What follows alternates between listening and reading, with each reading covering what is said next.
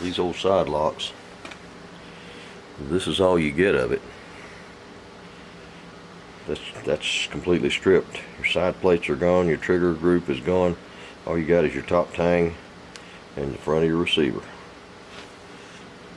So you have to mark and cut kind of incrementally.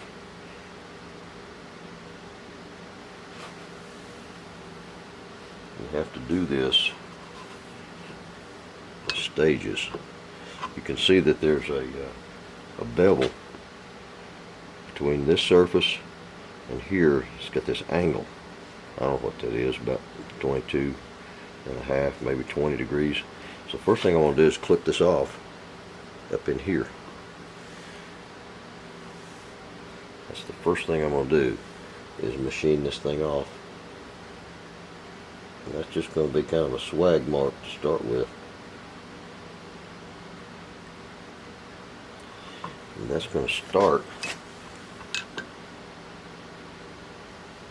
way down here.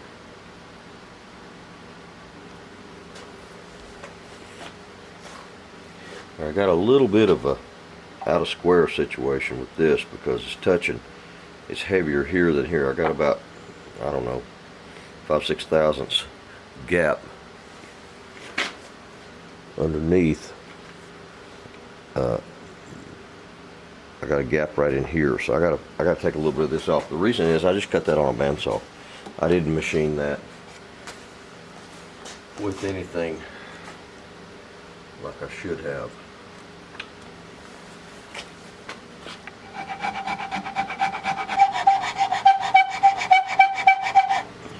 Sorry about the noise.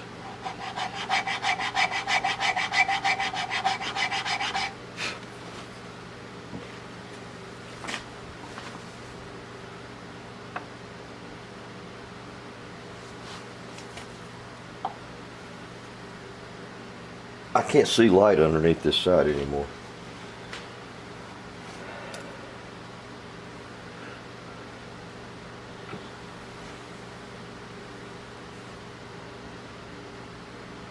That angle right there fits very nicely.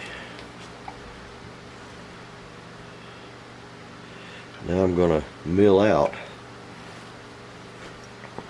this spring. This spring here puts tension on this release, and I got to mill out for that spring. It sits right down in this top.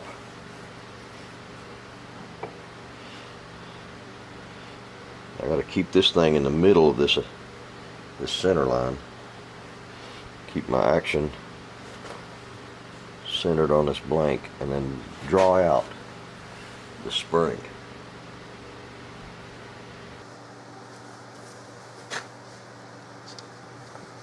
Alright, everything that I'm doing in this process is from this surface where that receiver touches against this. This is a vertical surface. So all I have to do is level this.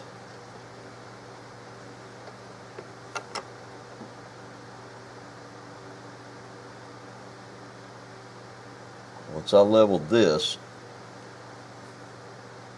everything else will work from that.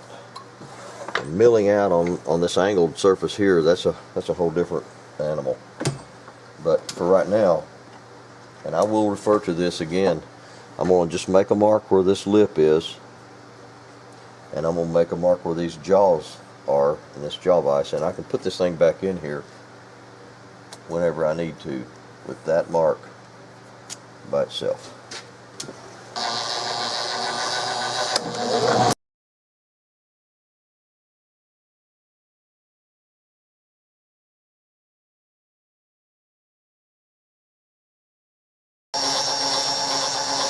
That cut needed to be a 1/2 inch deep.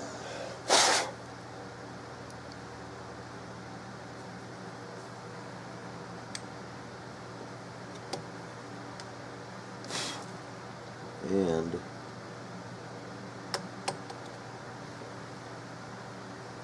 a little hard to get this thing in there.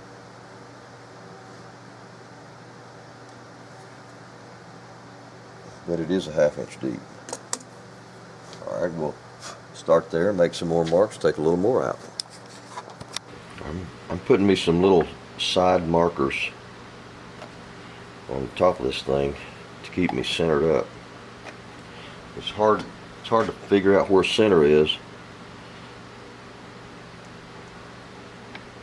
because this surface that I'm trying to center is an OG shape, an S shape curve, so I'm just got me some little fences on the side to keep me lined up in the middle.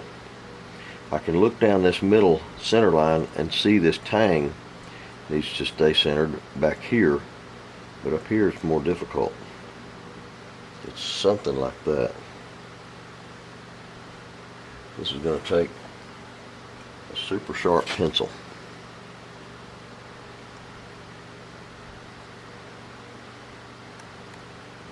And a very clean mark.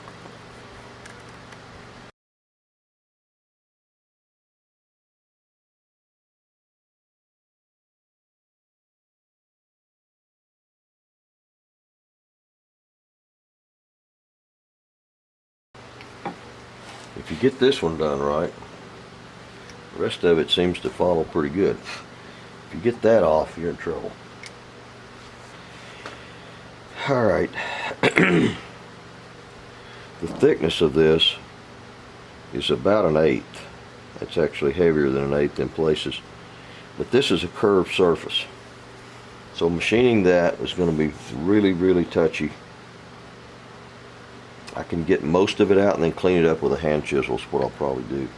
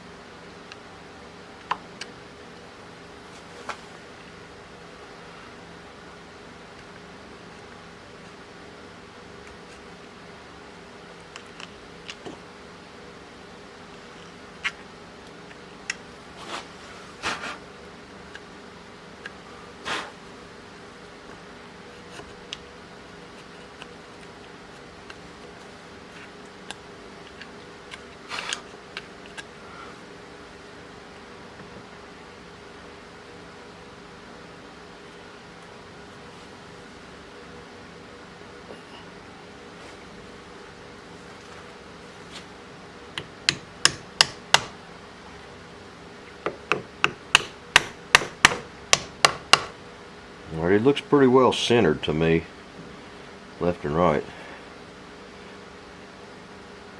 What I'm going to do is take a sand block and I'm going to sand over the top of this and erase those marks, because those marks are they're going to get confusing to me, and I'm going to just get rid of them. Actually, it'll smooth this top surface up a little bit when I do that.